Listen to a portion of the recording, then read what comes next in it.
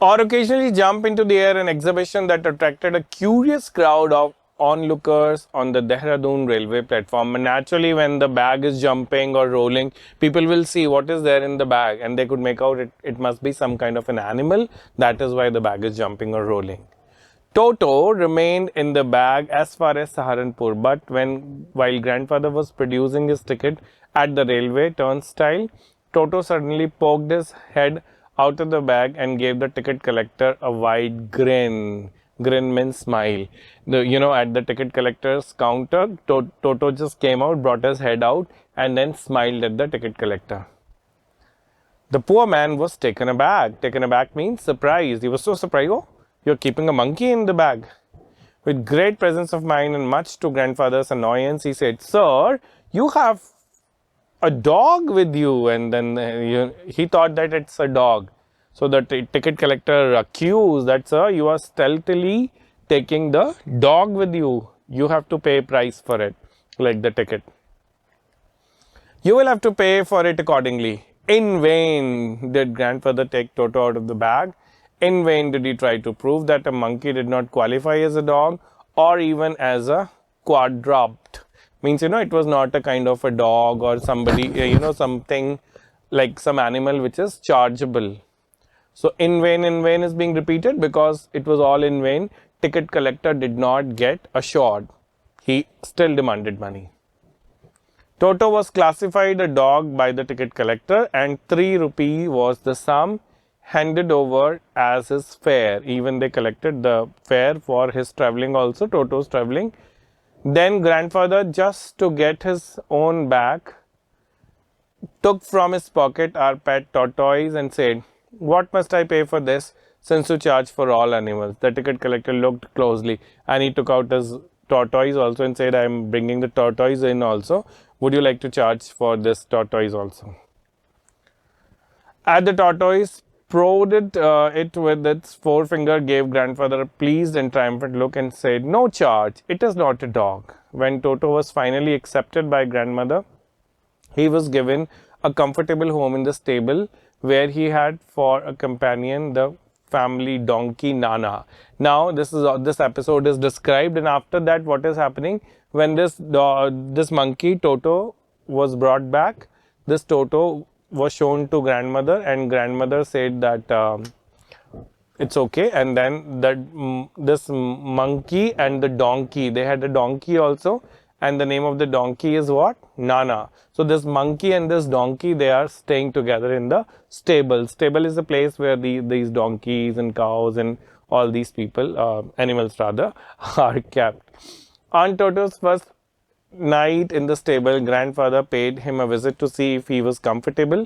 To his surprise, he found Nana without apparent cause pulling at a halter and trying to keep her head as far as. And now Nana, the donkey, is little perturbed, disturbed because of this monkey. Because when grandfather went to see, he's behaving little like, he's moving his head up. Possible from a bundle of hay. Grandfather gave Nana a slap across her haunches, and she jerked back, dragging Toto with her. He had fastened onto her long ears with his sharp little teeth. Toto and Nana never became friends, and this is all happening there. Because of it, this Toto and this Nana could not become friends. A great treat for Toto during cold winter evening was a large bowl of warm water given him by grandmother rather, for his bathing, for his bath. So this was a great treat. He loved hot water in the winter's time, which would be given to him by grandmother for taking bath. He would cunningly test the temperature with his hand, like we do. First of all, we see how much hot is this water. So he would cunningly, with a lot of wisdom and cunningness, he would touch the temperature, touch for the temperature. He will just make sure that it is means he can endure that, and he can just use this water. Then gradually step into the bath. First 1 foot, and then it's all very dramatically, like first he will be placing 1 foot and then another, then the other, as he had seen me doing, until he was into the water up to his neck. Once comfortable, he would take the soap in his hand or feet. So this is all happening here. This, the scene at the ticket collector's window, and then there with Nana, and now the way he's taking the bath and all that. He would take the soap in his hand for feet and rub himself all over. When the water became cold, he would get out and run as quickly as he could to kitchen fire in order to dry himself, and then he would go to the kitchen fire to dry himself. If anyone laughed at him during this performance, Toto's feeling would be hurt and he would refuse to go on with his bath. One day, Toto nearly succeeded in boiling himself alive. Now, this is very serious because here the animals, pets, and these, small babies, they look very cute and mischievous and all that. But when it comes to care, you have to be very, very cautious. You have to be at caution because they can unknowingly hurt themselves and get themselves into, some kind of this situation where they can get harmed. So here the monkey Toto could have been succeeded in boiling himself alive. What is that scene? We'll see.